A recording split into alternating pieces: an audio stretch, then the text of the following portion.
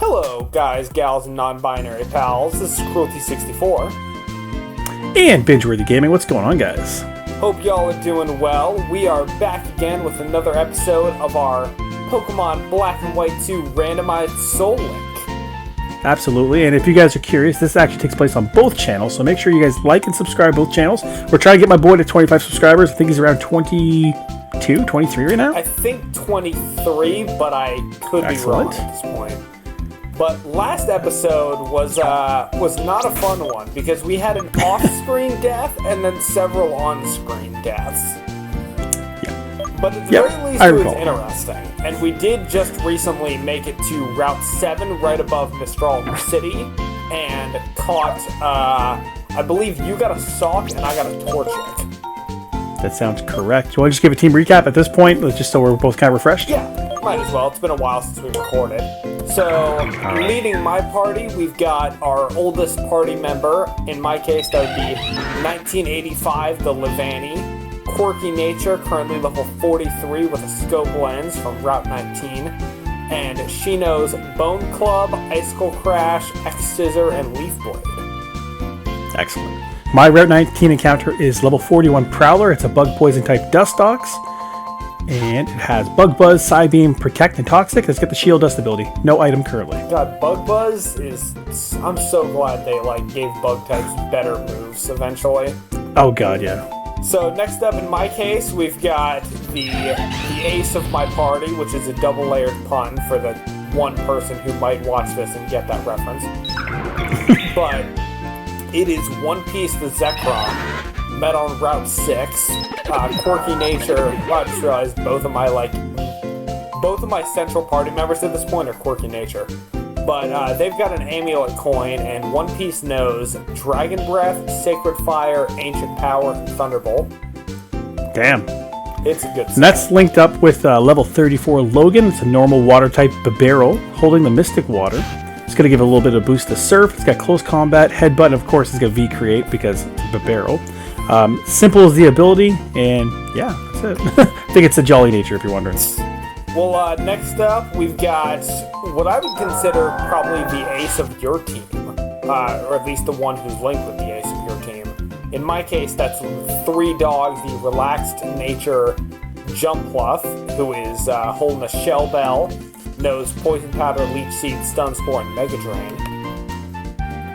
And was that your Flacessi Ranch one? Yeah, that was the Flacessi Ranch one. Perfect. So yeah, that's probably my ace of my team as well. It's level 36 May, water type Milotic with the Sea Incense to give it a little bit of boost to the water moves. It's got Surf, Horn Leech, Recover, and Twister. I realize sticking you with 2 water types isn't great, but hopefully their movesets will be able to diversify.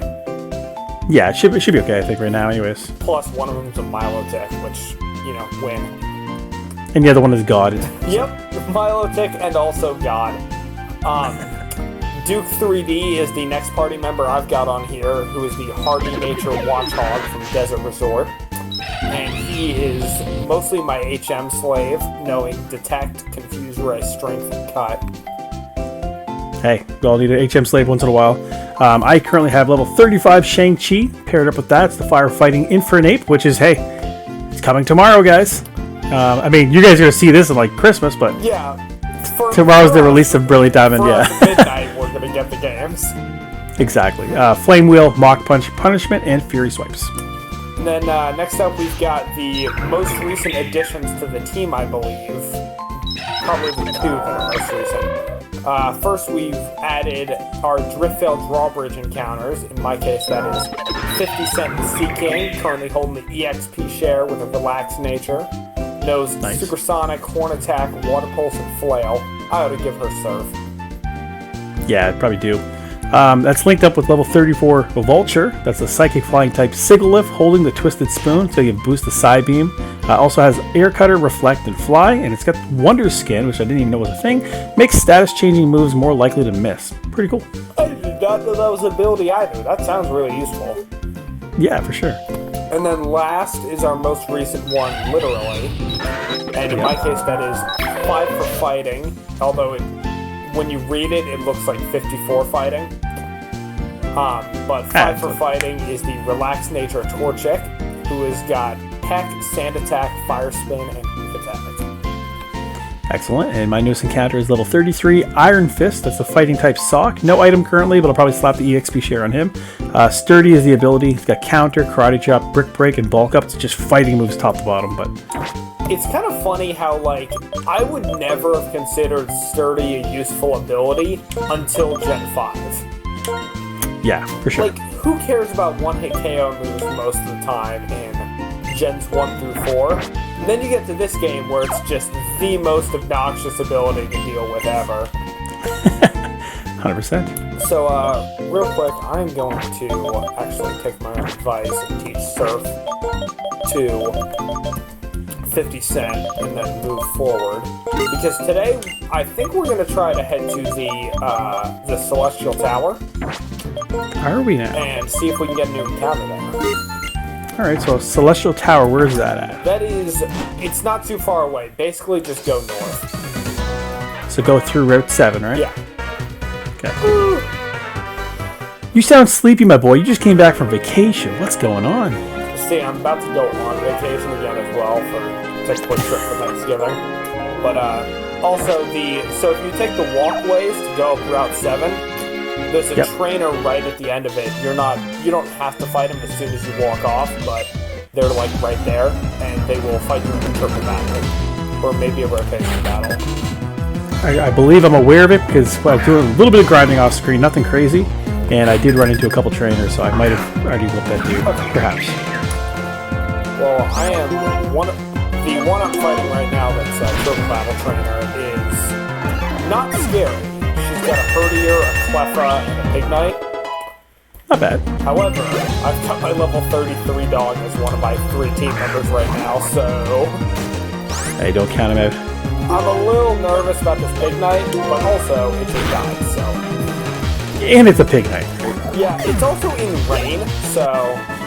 Yeah, that helps. Like, in the Genlock, at this point in the recording, I don't know what, like, portion of the Genlock I was at last time we recorded, but I've beaten Hoenn and I'm currently in Sinnoh, and my first death happened because I got into a double battle, and my only, like, significant party member was my Fire-type Typhlosion.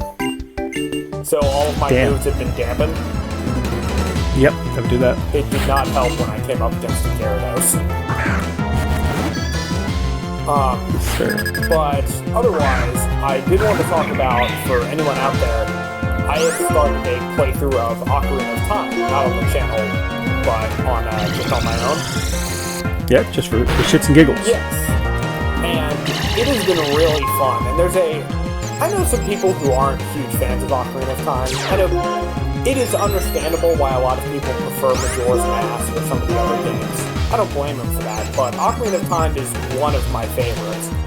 And part of the reason why, other than just nostalgia, it was the first one I played, is The Legend of Zelda Ocarina of Time is it's a special type of video game where it really is, it feels like you're playing an epic, more so than almost any other game I've seen. I mean, I definitely experienced that back when I was a kid, but I've gone back and tried to play it again, and it's like, it's kind of hard to play now. Yeah, its controls have definitely, like, not aged as well as other games, especially because it was on the N64 with that clunky-ass controller. Yeah. But in this case, I'm kind of referring to the gameplay in the sense that the gameplay does build up to that final confrontation with Ganon. Yeah. But the story of Ocarina of Time, the way all of the supporting characters are handled, the way your character, like, ages and progresses, and a lot of the dialogue surrounding the game, really does make it feel like you're taking place in a fantasy epic, which is really cool, and it adds a lot of gravitas to the experience, which otherwise might have just been a standard Zelda game. It almost justifies the fact that in the Zelda timeline, Ocarina of Time is the weird, like, most important game. Yeah, because I think from this point, like, there could be, like, the potential branch timeline, is that it? Yes, so this is something I'm not very experienced in, but I think I know this pretty well. well, where there are 3 different timelines that branch out from Ocarina of Time. There's the adult timeline, where it's like Ganon was killed and Link did it as an adult and then just left. There's the child timeline, where Ganon has been, at this point, sealed away, but Link just leaves and goes on to do Majora's Mask. Also, I just ran into a Celebi. Nice. And then there's the 3rd timeline, which is like Link dies fighting Ganon. Yeah, the fallen hero timeline. Yeah.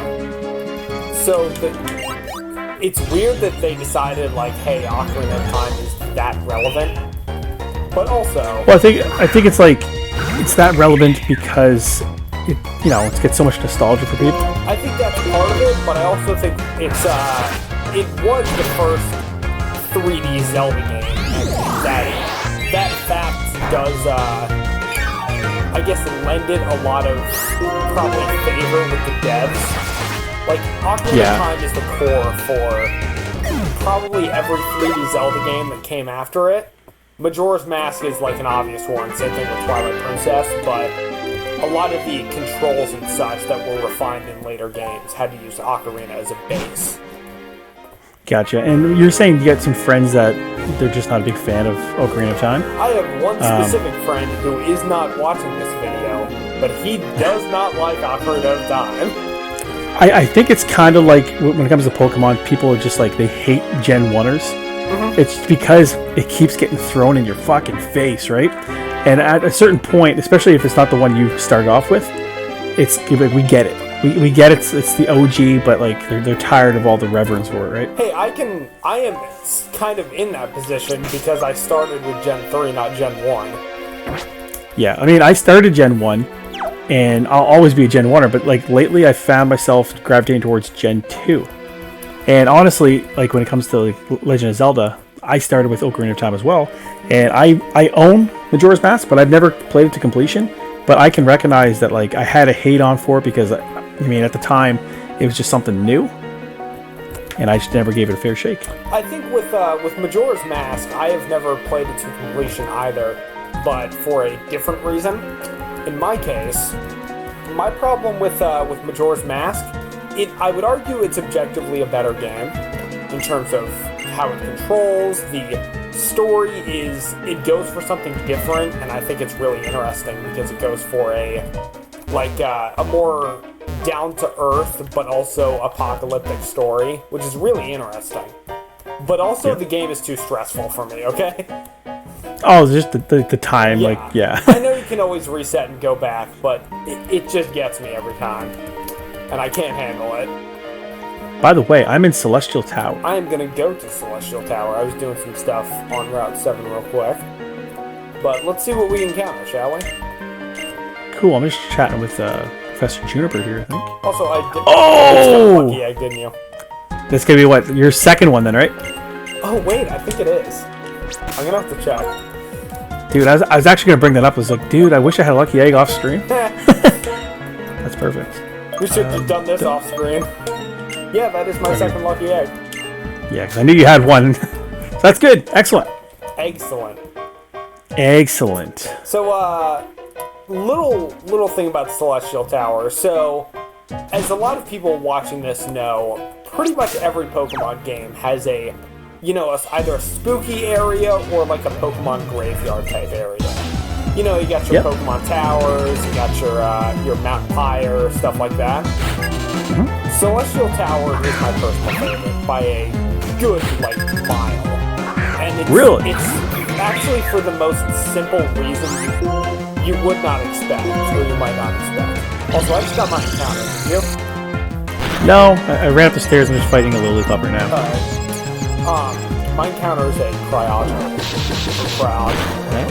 But, not too bad. But when it comes to Celestial Tower, the reason it's so appealing to me personally is the bell.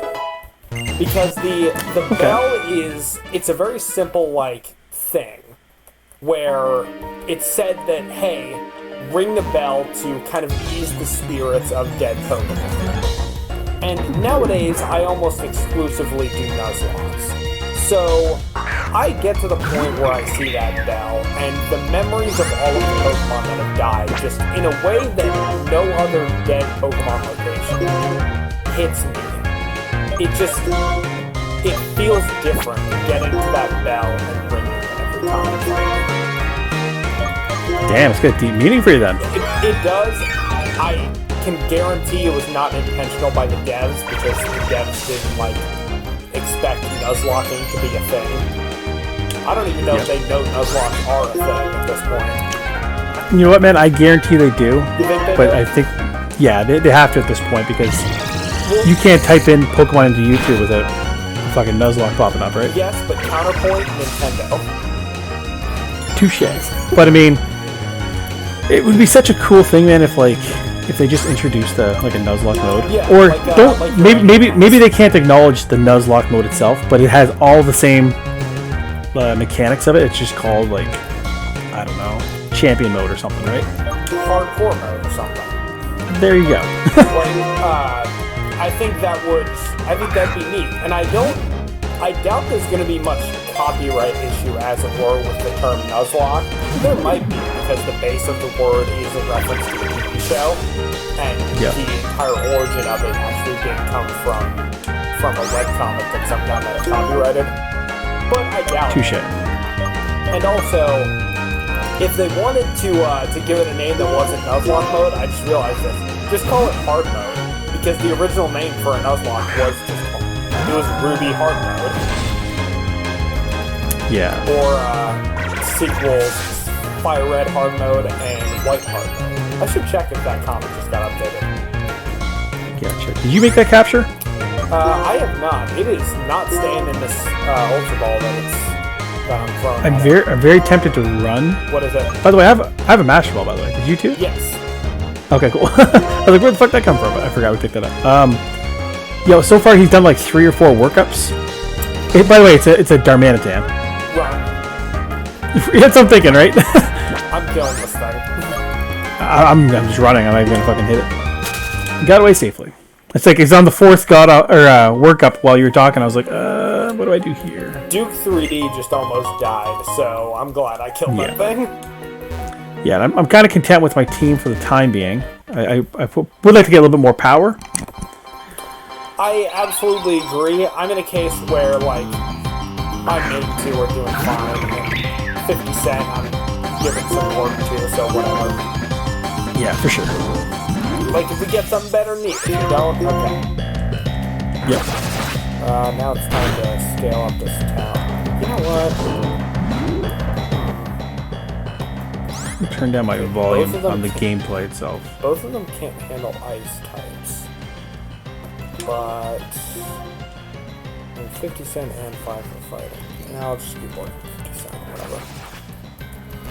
Nice. Yeah, I'm just gonna keep Vulture in the lead right now. Let's get the Lucky Egg on, and I got the XP share on Sock, so that should work out pretty good. Nice. There is back to Ocarina of Time real quick. There's a moment, like, right when you finish, in my opinion, I just finished this, the best temple in the game, in my opinion, which is the Spirit Temple. Yeah. Where you, first of all, it's not the final dungeon, but it really has the feeling of it.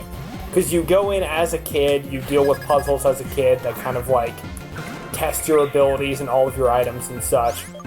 But then you get a special item, the Silver Gauntlets, which are only useful as an adult, and you've got to go back as an adult and do the other half of the dungeon. And it connects in a very interesting way, leading to probably the best boss fight in the game that isn't the final boss, which is the Twin Rover fight. Yep. I freaking love the Twin Rover fight. Partly because the Mirror Shield is a great item. It's pretty epic. It's so cool, just like going through that battle, and it again feels like a great like epic climax because you've now fought your way up the ranks to the point where you're fighting the ladies who raised Ganondorf. Yeah, exactly. I just got the TM for Aquatail. Did you? But one of the things I just noticed, which I found was funny, is when you do the dungeon as a kid, you go for the Silver Gauntlets at the request of Noboru. Probably pronouncing that wrong. But It sounded right. She says, hey, can you go in this tiny hole, go in the dungeon, and get the silver gauntlets for me? And if you do, I'll give you something special. She gets kidnapped before you can actually return the gauntlets, of course. But when she gets awakened as a sage, her final, line that she says to you after you awaken her is, if only I'd known you were gonna grow up to such a handsome man, I should have just given you what I promised. Which implies some terrifying things. Yes, for sure.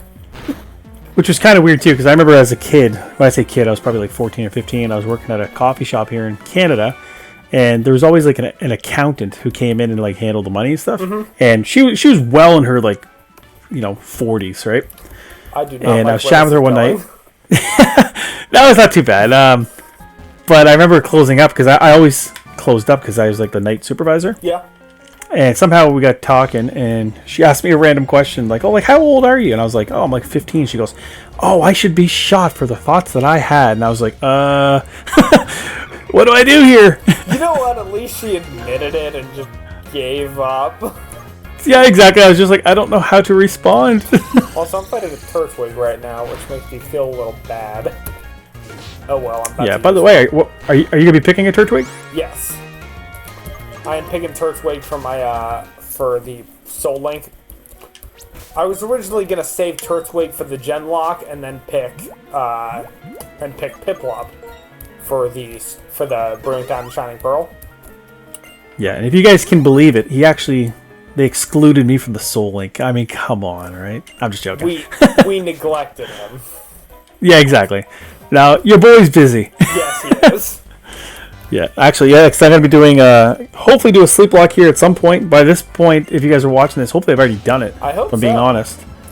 But yeah, I got to do a sleep lock. I got to finish up Heart Gold Live. I got one more episode of that, and then I'm going to be jumping into Shining Pearl. So, did you decide if you're going to red or just boil?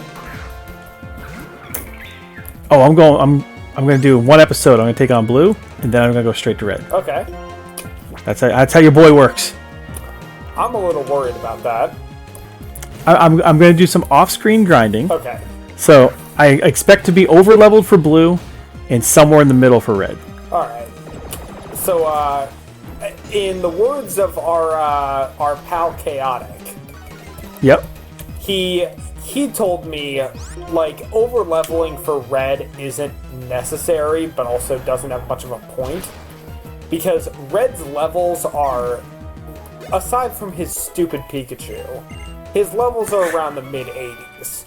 Which means, one, there isn't much room to quote-unquote over-level. Yep. But also, that's just absurdly high, as I've pointed out several times. Yeah, I mean, I'm not going to try to be, that high. If I walk in there at, level 65, 70, I think that's going to be more than enough, I hope, because the randomizer so far has been very favorable to me. Yeah, that's true. You're working a randomizer rather than having to deal with his specific brand of hell. Which, by the way, I mean, we're also doing a randomizer here, but I think in future I might not do randomizers as frequently because it's depending on the ROM. You might just get a really, really easy turn. You know what I mean? Yeah, it's certainly less consistent. Yeah, I guess that's the way I'm trying to describe it. And if you, we've experienced it a ton in this playthrough where the most innocuous trainer ends up causing more of a problem than a gym leader normally would. Yeah, I mean, I took out Lance, and I think his final form, his final Pokemon was a fucking Metapod, dude. He had a Wurmple and a Metapod, and I'm just I mean, come on, man. Listen, give me a challenge, dude. Lance grew up as a bug catcher. Yeah, exactly. I think in the Pokemon Adventures manga, I think it's actually canon that Lance came from Viridian Forest and was a bug catcher. Really? I'm not sure if that second part's true, but I think it is. Let's just say it is. Go for it, right? I'm gonna say it is. Spread the rumors about Lance. Comments. Yeah. Misinformation spread. But the reason I know is there's weird powers that humans can get by being raised in Viridian Forest in that manga. It's like the ability to heal Pokemon, pretty much. You're a Nurse Joy if you come from Viridian Forest. I mean, maybe that's like, you know, the at least in the anime, the girl that has Bulbasaur. I mean, maybe she spent some time there the too, Hidden right? Village girl.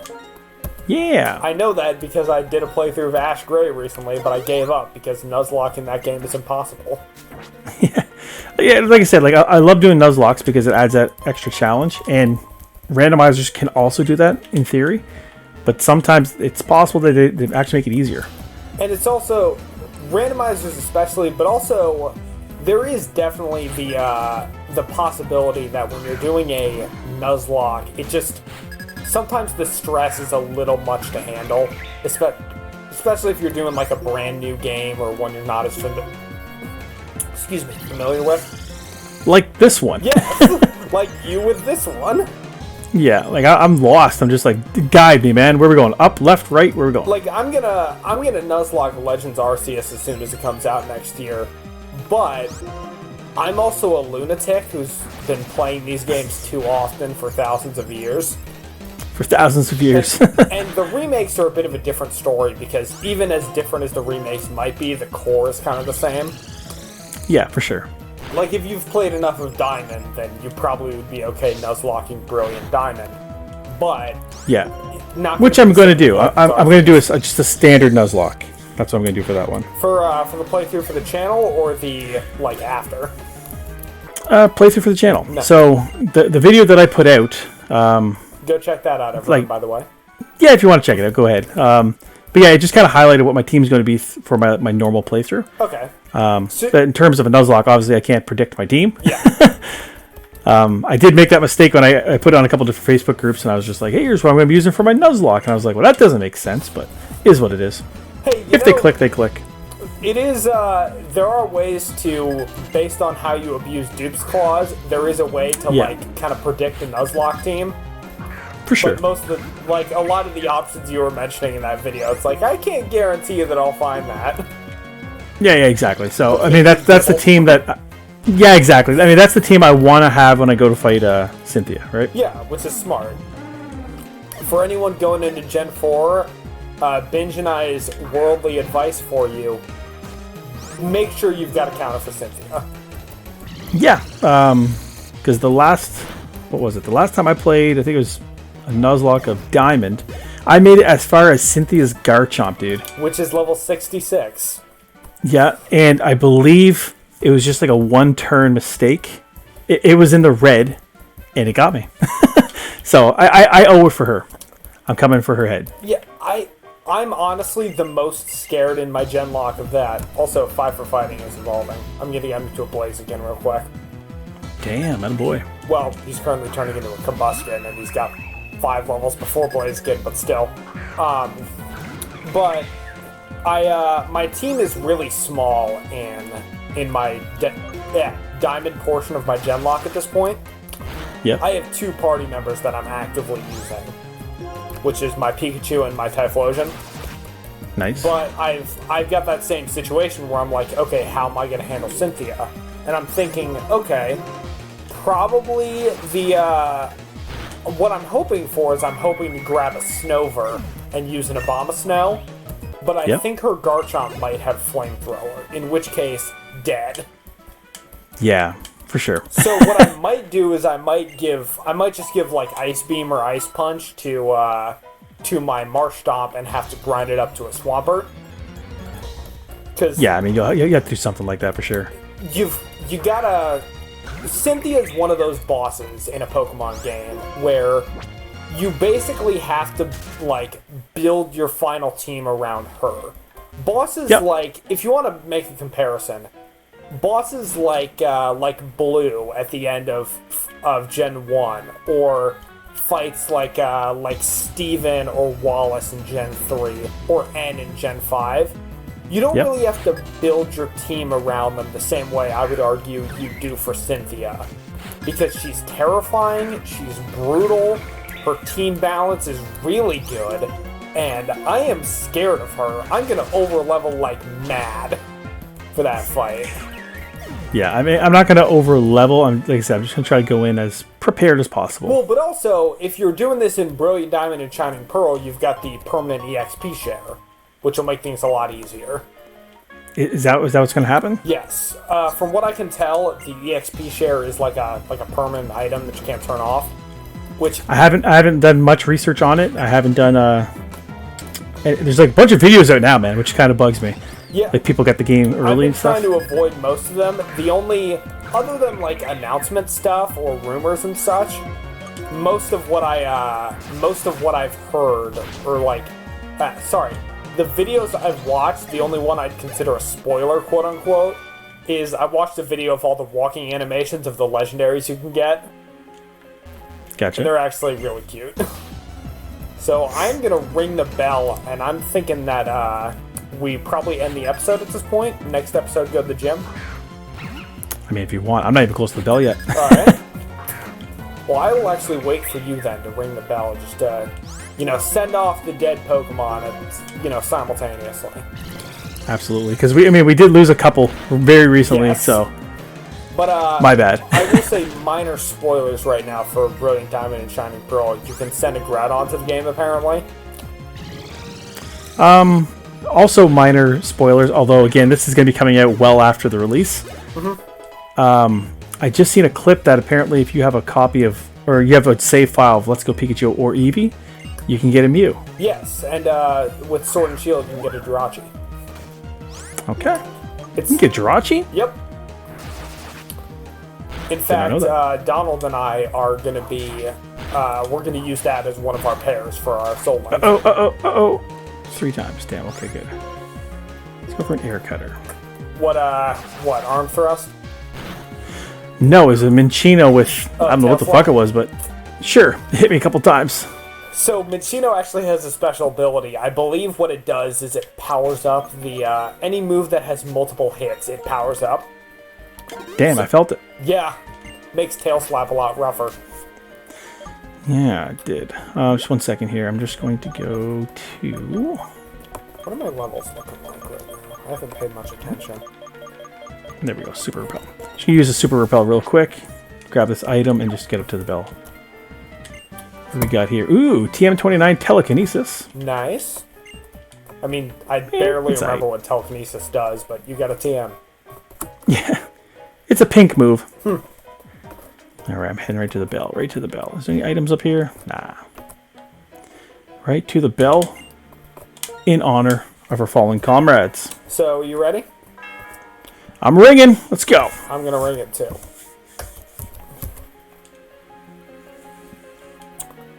You guys will hear it on Binge's end, but... I think at that point we're going to wrap it up here, right? May the fallen souls of our comrades rest in peace. If my headset wasn't on, I'd take my hat off right now. If I had a hat on, I'd take it off. We'll both mime it. Yep. Alright guys, I think with that, we're going to wrap up this episode. Sounds like a plan. Whatever channel you're watching this on, the next one's going to be on the other channel. So link in the description. You'll see a little title card at the end of the video. So that's probably the easiest way to get transported over there. Anything from you, sir? I believe I am all set. So next episode, we're going to tackle the gym. And hopefully that goes pretty smooth. And we will hope to see you all there. Excellent. He's back from vacation. He's going on another vacation, but we'll see you guys pretty soon. See you guys then. Cheers. Cheers.